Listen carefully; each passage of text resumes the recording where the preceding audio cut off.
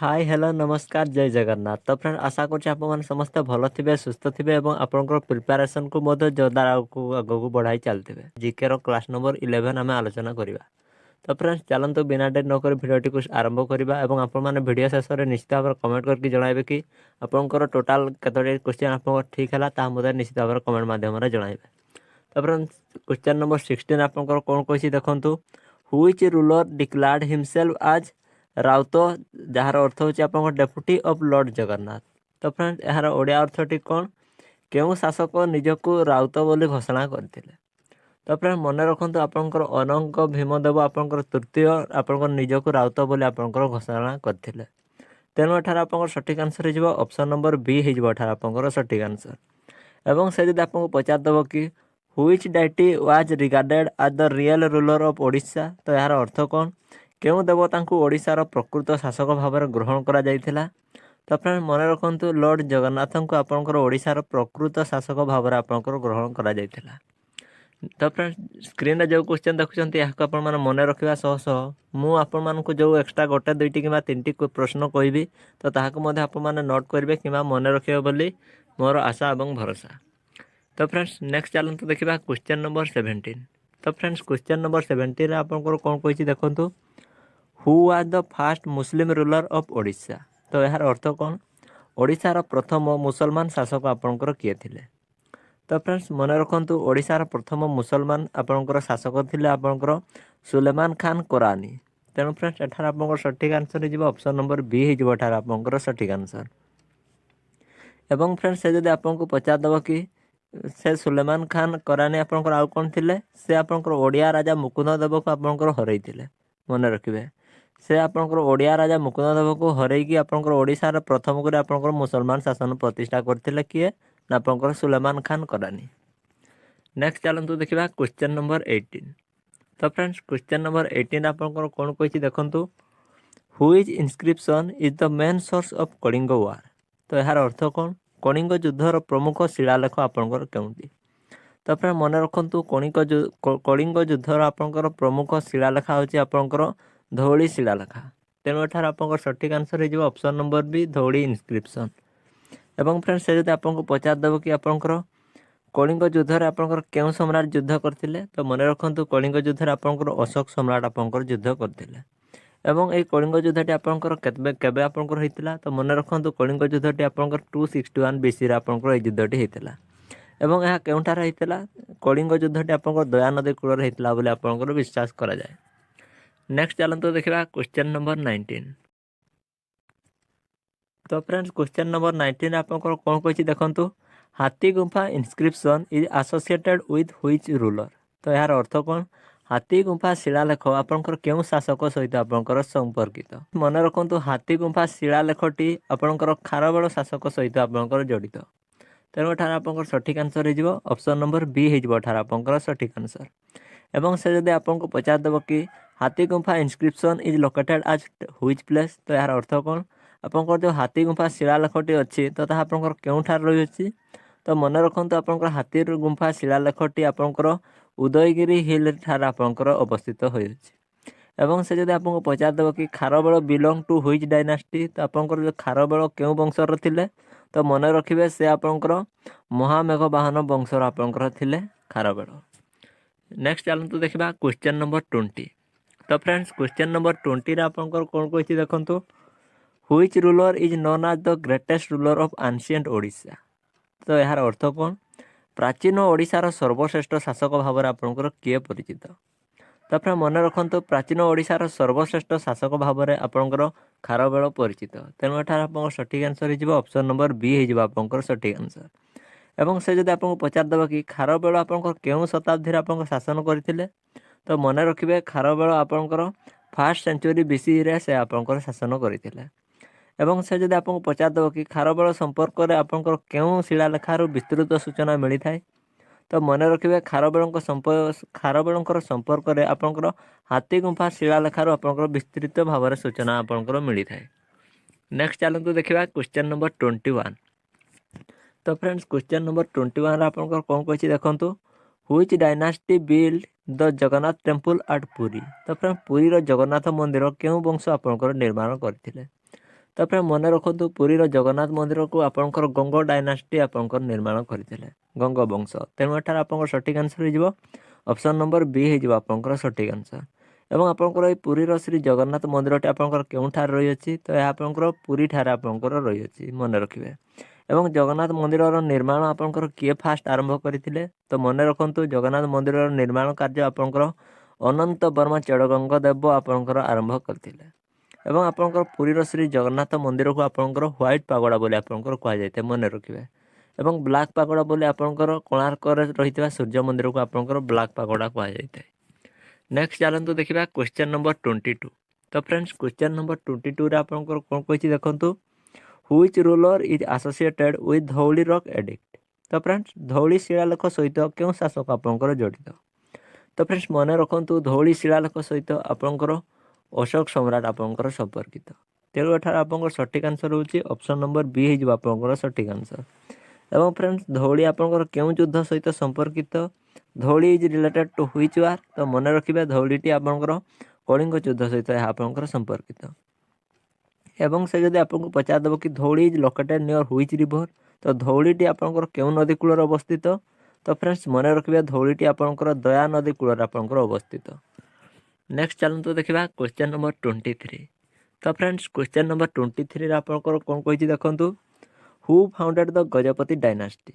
ତ ଗଜପତି ରାଜବଂଶ ଆପଣଙ୍କର କିଏ ପ୍ରତିଷ୍ଠା କରିଥିଲେ? ତାପରେ ମନେ ରଖିବେ ଗଜପତି ରାଜବଂଶକୁ ଆପଣଙ୍କର କପିଳେନ୍ଦ୍ର ଦେବ ଆପଣଙ୍କର ପ୍ରତିଷ୍ଠା କରିଥିଲେ। କପିଳେନ୍ଦ୍ର ଦେବ ଆପଣଙ୍କର ଅପସନ୍ ନମ୍ବର ବିରେ ଦେଇଅଛି, ତେଣୁ ଏଠାରେ ଆପଣଙ୍କର ସଠିକ୍ ଆନ୍ସର ହେଇଯିବ ଅପସନ୍ ନମ୍ବର ବି, କପିଳେନ୍ଦ୍ର ଦେବ ହେଇଯିବ ଆପଣଙ୍କର ସଠିକ୍ ଆନ୍ସର। ଏବଂ ସେ ଯଦି ଆପଣଙ୍କୁ ପଚାରିଦେବ କି କପିଳେନ୍ଦ୍ର ଦେବ ଆପଣଙ୍କର କେଉଁ ଶତାବ୍ଦୀରେ ଶାସନ କରିଥିଲେ? ତାପରେ ମନେ ରଖିବେ କପିଳେନ୍ଦ୍ର ଦେବ ଆପଣଙ୍କର 15th ସେଞ୍ଚୁରୀରେ ସେ ଆପଣଙ୍କର ଶାସନ କରିଥିଲେ। ଏବଂ ଆପଣଙ୍କର ଟାଇଟେଲ୍ ଗଜପତିର ତା'ର ଅର୍ଥ କ'ଣ? ତ ଫ୍ରେଣ୍ଡ ଗଜପତିର ଅର୍ଥ ହେଉଛି ଫ୍ରେଣ୍ଡସ୍ ଲର୍ଡ଼ ଅଫ୍ ଏଲିଫ୍ୟାଣ୍ଟ ବା ହାତୀମାନଙ୍କର ପତିକୁ ଆପଣଙ୍କର ଗଜପତି ବୋଲି କୁହାଯାଉଥିଲା। ନେକ୍ସଟ ଚାଲନ୍ତୁ ଦେଖିବା କ୍ୱେଶ୍ଚନ୍ ନମ୍ବର 24। ତ ଫ୍ରେଣ୍ଡସ୍ କ୍ୱେଶ୍ଚନ୍ ନମ୍ବର 24ରେ ଆପଣଙ୍କର କ'ଣ କହିଛି ଦେଖନ୍ତୁ,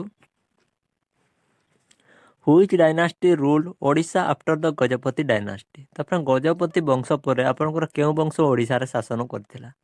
ତାପରେ ମନେ ରଖନ୍ତୁ ଗଜପତି ବଂଶ ପରେ ଆପଣଙ୍କର ଭୋଇ ଡାଇନାଷ୍ଟି ଆପଣଙ୍କର ଓଡ଼ିଶାରେ ଶାସନ କରିଥିଲା। ତେଣୁ ଏଠାରେ ଆପଣଙ୍କର ସଠିକ୍ ଆନ୍ସର ହେଇଯିବ ଅପସନ୍ ନମ୍ବର ସି ହେଇଯିବ ଆପଣଙ୍କର ସଠିକ୍ ଆନ୍ସର। ଏବଂ ଫ୍ରେଣ୍ଡ ଭୋଇ ବଂଶର ପ୍ରତିଷ୍ଠାତା ତାହେଲେ ଆପଣଙ୍କର କିଏ ଥିଲେ ବା ଆପଣଙ୍କର ଭୋଇ ଡାଇନାଷ୍ଟିର ତା'ର ଫାଉଣ୍ଡର କିଏ ଥିଲେ? ତ ମନେ ରଖିବେ ଗୋବିନ୍ଦ ବିଦ୍ୟାଧର ଥିଲେ ଆପଣଙ୍କର ଭୋଇ ବଂଶର ଆପଣଙ୍କର ପ୍ରତିଷ୍ଠାତା ବା ଫାଉଣ୍ଡର କହିଥାନ୍ତି।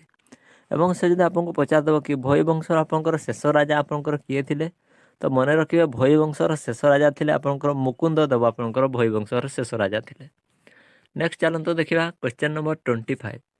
ତ ଫ୍ରେଣ୍ଡ କ୍ୱେଶ୍ଚନ୍ ନମ୍ବର 25ରେ ଆପଣଙ୍କର କ'ଣ କହିଛି ଦେଖନ୍ତୁ, which ruler shifted the capital from Jajpur to Cuttack? ତ ଫ୍ରେଣ୍ଡ ଯାଜପୁରରୁ କଟକକୁ ଆପଣଙ୍କର ରାଜଧାନୀ କିଏ ଆପଣଙ୍କର ସ୍ଥାନାନ୍ତର କରିଥିଲେ? ତ ଫ୍ରେଣ୍ଡ ମନେ ରଖନ୍ତୁ ପୂର୍ବରୁ ଆପଣଙ୍କର ଓଡ଼ିଶାର କ୍ୟାପିଟାଲ ଥିଲା ଆପଣଙ୍କର ଯାଜପୁର। ତ ଫ୍ରେଣ୍ଡ ଯାଜପୁର ଠାରୁ ତାପରେ ଆସିଲା ଆପଣଙ୍କର ତାହା ଆପଣଙ୍କର କଟକକୁ ଆପଣଙ୍କର ଆଣିଥିଲେ। କିଏ ଆଣିଥିଲେ? ଅନଙ୍ଗ ଭୀମଦେବ ଆପଣଙ୍କର ତୃତୀୟ ଆପଣଙ୍କର ଆଣିଥିଲେ। କିନ୍ତୁ ଫ୍ରେଣ୍ଡସ୍ ଆଉ ଗୋଟେ ମନେ ରଖନ୍ତୁ ଆପଣଙ୍କର ପ୍ରେଜେଣ୍ଟ ବା ବର୍ତ୍ତମାନର ଓଡ଼ିଶାର ରାଜଧାନୀ ହେଉଛି ଆପଣଙ୍କର ଭୁବନେଶ୍ୱର। ଏହାକୁ ଆପଣମାନେ ନିଶ୍ଚିତ ଭାବରେ ମନେ ରଖିବେ। ଏବଂ ସେ ଯଦି ଆପଣଙ୍କୁ ପଚାରିଦେବ କି ଆପଣଙ୍କର କଟକଟି ଆପଣଙ୍କର କେଉଁ ଦୁଇଟି ନଦୀ ମଧ୍ୟରେ ରହିଅଛି? ତ ମନେ ରଖିବେ କଟକଟି ଆପଣଙ୍କର ମହାନଦୀ ଏବଂ କାଠଯୋଡ଼ି এই ଦୁଇଟି ନଦୀ ମଧ୍ୟରେ ଆପଣଙ୍କର ରହିଅଛି। ଏବଂ ସେ ଯଦି ଆପଣଙ୍କୁ ପଚାରିଦେବ କି ଅନଙ୍ଗ ଭୀମଦେବ ତୃତୀୟ ବିଲଙ୍ଗ ଟୁ ହୁଇଚ୍ ଡାଇନାଷ୍ଟି? ତା ଅର୍ଥ କ'ଣ? ଅନଙ୍ଗ ଭୀମଦେବ ତୃତୀୟ ଆପଣଙ୍କର ସେ କେଉଁ ବଂଶର ଥିଲେ? ତ ମନେ ରଖନ୍ତୁ ଅନଙ୍ଗ ଭୀମଦେବ ତୃତୀୟ ଆପଣଙ୍କର ଗଙ୍ଗ ଡାଇନାଷ୍ଟି ବା ଗଙ୍ଗ ବଂଶର ସେ ଆପଣଙ୍କର ଥିଲେ। ନେକ୍ସଟ ଚାଲନ୍ତୁ ଦେଖିବା କ୍ୱେଶ୍ଚନ୍ ନମ୍ବର 26। ତ ଫ୍ରେଣ୍ଡସ୍ କ୍ୱେଶ୍ଚନ୍ ନମ୍ବର 26ରେ ଆପଣଙ୍କର କ'ଣ କହିଛି ଦେଖନ୍ତୁ, ହୁଇଚ୍ ୱାର୍ ଚେଞ୍ଜ ଅଶୋକାସ୍ ଲାଇଫ୍? ତ ଫ୍ରେଣ୍ଡସ୍ କେଉଁ ଯୁଦ୍ଧ ଅଶୋକଙ୍କର ଜୀବନକୁ ପରିବର୍ତ୍ତନ କରିଦେଇଥିଲା? ତାପରେ ମନେ ରଖନ୍ତୁ ଆପଣଙ୍କର କଳିଙ୍ଗ ଯୁଦ୍ଧଟି ଆପଣଙ୍କର ଅଶୋକଙ୍କର ଜୀବନକୁ ସମ୍ପୂର୍ଣ୍ଣ ଭାବରେ ଆପଣଙ୍କର ପରିବର୍ତ୍ତନ କରିଦେଇଥିଲା। ତେଣୁ ଏଠାରେ ଆପଣଙ୍କର ସଠିକ୍ ଆନ୍ସର ହେଇଯିବ ଅପସନ୍ ନମ୍ବର ବି ହେଇଯିବ ଆପଣଙ୍କର ସଠିକ୍ ଆନ୍ସର। ଏବଂ ଆପଣଙ୍କର କଳିଙ୍ଗ ଯୁଦ୍ଧଟି କେବେ ହେଇଥିଲା? କଳିଙ୍ଗ ଯୁଦ୍ଧଟି ଆପଣଙ୍କର 261 BCରେ ହେଇଥିଲା। ଆପଣଙ୍କର ଭୁବନେଶ୍ୱର ନିକଟବର୍ତ୍ତୀ ଦୟାନଦୀ କୂଳରେ ହେଇଥିବା ବୋଲି ଆପଣଙ୍କର ମନାଯାଏ। ଏବଂ ଫ୍ରେଣ୍ଡସ୍ ଏଇ କଳିଙ୍ଗ ଯୁଦ୍ଧ ପରେ ଆପଣଙ୍କର ଅଶୋକ ଆପଣଙ୍କର କେଉଁ ଧର୍ମକୁ ଅନୁସରଣ କରିଥିଲେ? ତ ମନେ ରଖିବେ ଆପଣଙ୍କର କଳିଙ୍ଗ ଯୁଦ୍ଧ ପରେ ମହାରାଜ ଅଶୋକ ସମ୍ରାଟ ଆପଣଙ୍କର ବୌଦ୍ଧ ଧର୍ମକୁ ସେ ଆପଣଙ୍କର ଅନୁସରଣ କରିଥିଲେ। नेक्स्ट चलतु देखा क्वेश्चन नंबर 27। तो फ्रेंड्स क्वेश्चन नंबर 27 आपंकर कौन कही देखूँ which inscription gives information about Ashoka Dham. तो फ्रेंड्स अशोकों धाम विषय सूचना क्यों शिलालेखार आपंकर मिलता है। तो फ्रेंड्स मन रखु अशोकों धाम विषय आपंकर धौली शिलालेखार आपंकर मिलता है। तेणु एठार आपंकर सठिक आंसर हो ऑप्शन नंबर बी धौली इनस्क्रिप्शन हो आपंकर सठिक आंसर। एवं से जदि आपको पचारदेव कि धौली शिलालेखा आपंकर क्यों नदी कूल अवस्थित। तो फ्रेंड्स धौली इनस्क्रिप्शन टी आपंकर दया नदी कूल आपंकर अवस्थित या मन रखिए। तो फ्रेंड भिडियोटी जब भल लगुव ताले गोटे गोटे लाइक करेंगे और सांगसाथी मान निश्चित भाव में शेयर करूँ कारण आपंकर मोस्ट इंपोर्टेंट जीके क्लास आपण मैंने चैनल माध्यम पाइपर। नेक्स्ट चलते देखा क्वेश्चन नंबर 28। तो फ्रेंड्स क्वेश्चन नंबर 28 आपंकर कौन कही देखूँ who are the most famous ruler of the महामेघवाहन डायनास्टी। तो फ्रेंड्स महामेघवाहन वंशर सबुठार प्रसिद्ध शासक आपंकर किए। तो फ्रेंड्स मन रखु महामेघवाहन वंशर सबुठार प्रसिद्ध शासक होती आपंकर खारवेल। तेणु एठार आपंकर सठिक आंसर हो ऑप्शन नंबर बी हो आपंकर सठिक आंसर। एवं से जदि आपको पचारदेव कि हाथी गुंफा शिलालेख आपंकर क्यों शासक सहित संपर्कित। तो मन रखिए हाथी गुंफा शिलालेखटी आपंकर खारवेल सहित आपंकर संपर्कित खारवेल राजा सहित आपंकर संपर्कित। नेक्स्ट चलतु देखा क्वेश्चन नंबर 29। तो फ्रेंड्स क्वेश्चन नंबर 29 आपंकर कौन कही देखूँ which dynasty is famous for temple architecture in Bhubaneswar. तो यार अर्थ कौन भुवनेश्वर मंदिर स्थापत्य क्यों वंश आपंकर प्रसिद्ध। तो फ्रेंड्स मन रखु भुवनेश्वर मंदिर स्थापत्य आपंकर सम वंश आपंकर प्रसिद्ध सम डायनास्टी। एवं सम डायनास्टी को आपंकर आउ कौन कहुए तो मन रखिए सम डायनास्टी को आपंकर केसरी डायनास्टी बोली आपंकर कहुए। एवं फ्रेंड्स से जब आपको पचारदेव कि भुवनेश्वर क्यों नाम परिचित। तो friend Bhubaneswar is also known as. तो फ्रेंड्स भुवनेश्वर को आपंकर आउ कौन बोली कहुए तो मन रखिए भुवनेश्वर को आपंकर स्मार्ट सिटी बोली कहुए। एवं आपंकर भुवनेश्वर को टेम्पल सिटी बा मंदिर मालिनी नगर बोली कहुए मन रखिए। एवं से जब आपको पचारदेव कि लिंगराज मंदिर आपंकर क्यों वंश सहित संपर्कित। तो फ्रेंड्स मन रखिए लिंगराज मंदिरटी आपंकर सम डायनास्टी बा सम वंश सहित यह आपंकर संपर्कित। नेक्स्ट चलते देखा क्वेश्चन नंबर 30। तो फ्रेंड्स क्वेश्चन नंबर 30 आपंकर कौन कही देखूँ Konark sun temple is dedicated to which god. तो फ्रेंड्स कोणार्क सूर्य मंदिर क्यों देवता को आपंकर उत्सर्गीकृत। तो फ्रेंड मन रखु कोणार्क सूर्य मंदिर आपंकर सन गॉड भगवान सूर्य को आपंकर उत्सर्गीकृत। एवं फ्रेंड्स सकाल सूर्य पड़ू पड़ू आपंकर सर्वप्रथम आपंकर कोणार्क मंदिर चूड़र आपंकर पड़ी था। एवं फ्रेंड्स से जब आपको पचारदेव कि कोणार्क मंदिर क्यों आकृति आपंकर प्रसिद्ध। तो यार इंग्लिश टी कौन friends Konark temple is famous for which shape. तो फ्रेंड्स कोणार्क मंदिर ताहले क्यों आकृति प्रसिद्ध। तो फ्रेंड मन रखिए कोणार्क मंदिर आपंकर कैरियट शेप बा रथ आकृति आपंकर कोणार्क मंदिर आपंकर प्रसिद्ध।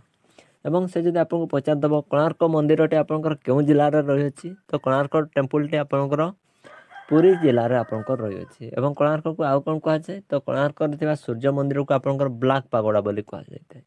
एवं पुरी जगन्नाथ टेम्पल को आपंकर व्हाइट पागोड़ा बोली कहुए। एगुड़ी आपंकर मोस्ट इंपोर्टेंट निश्चित भाव में मन रखिए। तो फ्रेंड्स आज क्लास आपंकर 15टी क्वेश्चन आलोचना करागला और ये क्वेश्चन रिलेटेड आउ किछिटा क्वेश्चन आपको कहली। तो फ्रेंड आपंकर देखा गले 30-40-45 आपंकर क्वेश्चन आज वीडियो आलोचना करदेली। तो फ्रेंड आप मत कमेंट करके कहतु कि आपंकर जो मेन 15टी क्वेश्चन रहा एपंकर केतोटी ठीक है मत कमेंट करके जनातु। एवं जो क्वेश्चन रिलेटेड जो क्वेश्चन गुड़िक आपको कहली से गुड़िक ध्यान देवे कारण जीके आपंकर कौटू पचार दे पारे सेमती किसी 100% ग्यारंटी देकी आपंकर कही हेबनी पिले। तेणु फ्रेंड्स सबकिछि नोट करेंगे।